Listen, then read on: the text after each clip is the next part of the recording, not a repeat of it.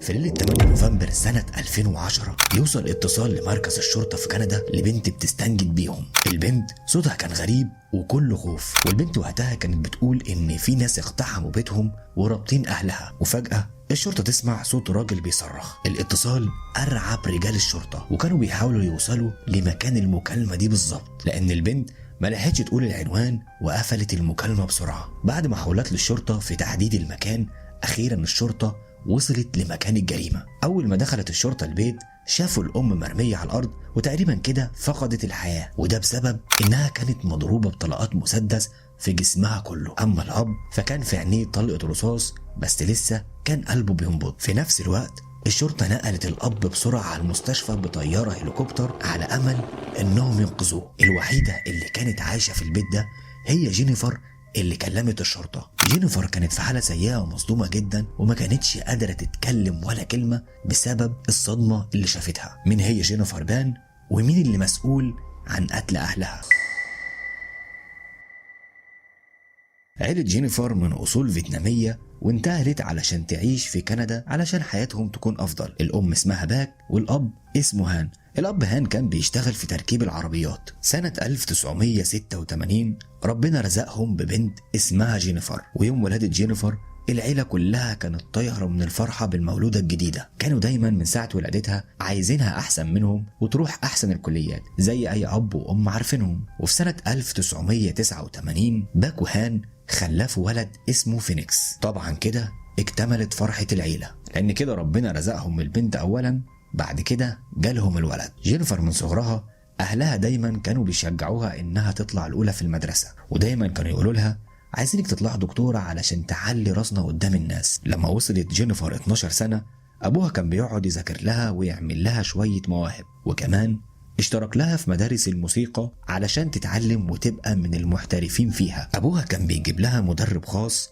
وصرف عليها دم قلبه علشان يبقى اسمها عالمي وتحترف في الموسيقى. يعني كده كل حياتها مذاكرة وموسيقى وأنشطة. والحياة دي جينيفر ما كانتش حابة كده، وكان نفسها تعيش طفولتها وتحقق رغباتها، مش تكون مضغوطة دايما بسبب رغبات أهلها. وبعد مرور السنين جينيفر خدت المركز الأول في عرض البيانو. جينيفر في الوقت ده ما كانش مسموح ليها إنها تخرج مع أصحابها نهائي ولا حتى تروح الحفلات معاهم، وده طبعا إجبار من أهلها، لدرجة إن وصل بيهم الحال إنهم يودوها لحد باب المدرسة وفي نهاية اليوم الدراسي يروحوا ياخدوها. يعني كده البنت مش أخدة حريتها ولا شخصيتها قدام صحابها. والأهل كانوا متحكمين في جينيفر واخوها بدرجة غير طبيعية. كانت جينيفر دايما تعبانة بسبب ان الاهل ضاغطين عليها في كل حاجة، وكانت بتشوف صحابهم بيخرجوا وعايشين حياتهم الطبيعية. ومع ذلك جينيفر كانت شاطرة في المدرسة وكانت بتجيب الدرجات النهائية. دخلت كلية صيدلة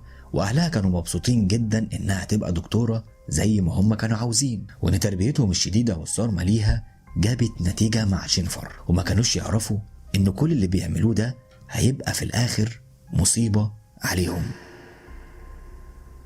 في يوم من الأيام جينيفر قالت لأمها إنها تشتغل متطوعة في مستشفى الأطفال، وبدأت جينيفر تنشغل عن أهلها وطريقتها اتغيرت. وفي يوم الأم حست إن جينيفر متغيرة من ساعة ما قالت لها على شغل المستشفى، وبدأت الأم تراقب جينيفر من غير ما تحس.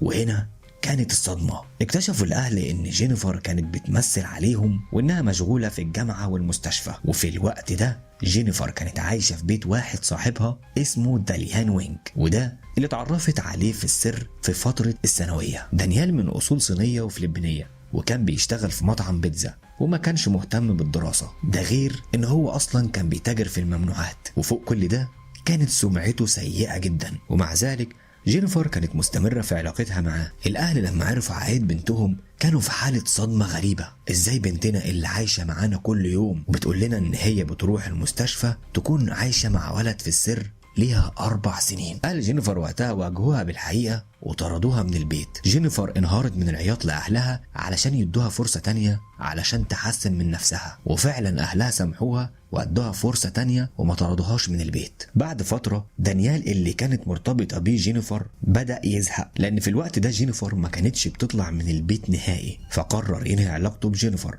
بس ساعتها جينيفر ما كانتش عاوزة تخسره لأنه حب حياتها حتى لو ده على حساب أهلها. وساعتها جينيفر حست إنها مقهورة وبدأت تلوم أهلها. جينيفر كانت حاسة إن علاقتها مع أهلها مش علاقة حب، بالعكس كانت شايفة إنها بتنفذ أوامرهم ورغباتهم بس، وما كانتش حاسة إن حياتها ليها طعم ولا حتى لون. بدأت جينيفر تفكر بطريقة مرعبة علشان تتخلص بيها من القيود وتحقق رغباتها هي. وفي يوم اتواصلت جينيفر مع دانيال علشان يساعدها تتخلص من أهلها وتورث البيت وتلاقي حريتها.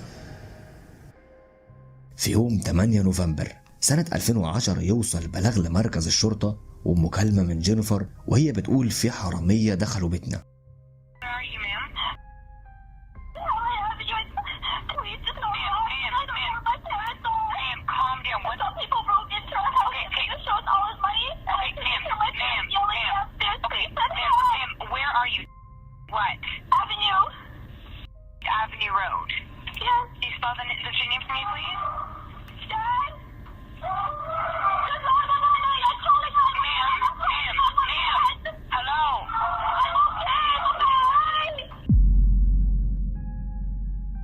وصلت الشرطة المكان وشافت ان جينيفر عايشة والام مقتولة وماتت والاب في حالة حرجة واخوها ما كانش موجود في البيت وقت الهجوم. الشرطة استوجبت جينيفر وسألوها ايه اللي حصل بالظبط. بدأت تقول انها كانت موجودة في البيت بالليل وفجأة دخل عليهم البيت 3 رجالة ربطوا ايديها وقتلوا امها وابوها. قبل ما الرجالة دول يقتلوا امها وابوها توسلوا ليهم ان هم يقتلوهم بس يسيبوا جينيفر تعيش، وبكل دم بارد ضربوا الام والاب بالرصاص. جينيفر وقتها بقدرة قادر عرفت توصل للتليفون ورنت على الشرطة وقالت لهم المكالمة اللي حكيت لكم عليها في الأول. الشرطة والناس في الأول اتعاطفوا مع جينيفر لأنها كانت في حالة صعبة، بس جينيفر ما كانتش تعرف إن أبوها في المستشفى ولسه عايش بين الحياة والموت. بدأت الشرطة التحقيق وبدأوا يسألوا لو كانت العيلة ليها أي عداوات قبل كده، بس للأسف وقتها عجزت الشرطة عن تفسير الجريمة دي وعجزت كمان عن الوصول للناس اللي قتلوا أهل جينيفر. بعد فترة من التحقيق قرر المحقق اللي هو ماسك الجريمة دي سمع المكالمة وبدأ يشك في جينيفر وقال وقتها ليه كانت جينيفر وازاي أصلا عملت مكالمة وهي ايديها مربوطين. طلب المحقق وقتها استجواب جينيفر للمرة التانية وبدأ يسألها عن حياتها، واكتشف المحقق وقتها ان جينيفر كانت في علاقة مع واحد اسمه دانيال في السر، وانها كمان كانت بتزور درجاتها النهائية علشان توهم أهلها انها شاطرة وممتازة، ولمدة 4 سنين أوهمتهم إنها بتدرس في الجامعة. كل ده وأهلها واثقين ومش شاكين فيها نهائي لأن في الأول وفي الآخر دي برضو بنتهم. المحامي وقتها كان مصدوم إن جينيفر قدرت تكذب على أهلها الوقت ده كله، وبعدها طلب منها إزاي قدرت تتصل بالشرطة وهي ايديها مربوطين. ساعتها بدأت تتوتر جينيفر وبدأت تتكشف كذبتها، ومن سوء حظها أبوها فاق أخيرا في المستشفى وافتكر كل حاجة حصلت في اليوم ده.